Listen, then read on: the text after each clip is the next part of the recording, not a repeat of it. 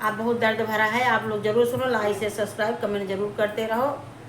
बहुत सुंदर बेटी का गवन है।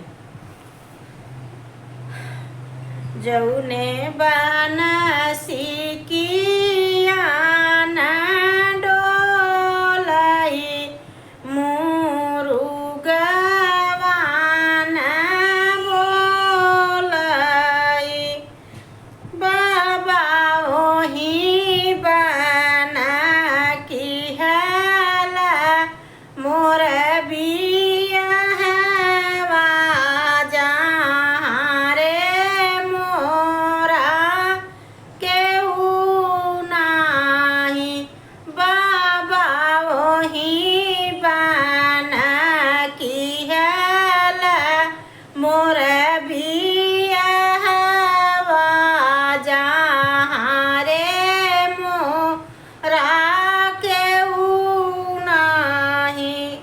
मचियाही बैठिनी सासु त बहू से अरज करई, बहुआरी तना दीना भातो हैया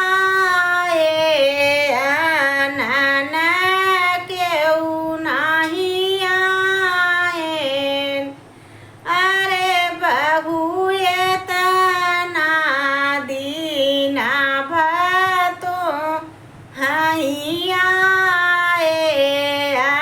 नन केहू नहीं आमाई। नन्हवाई माई मोरी मारी गईली, बापा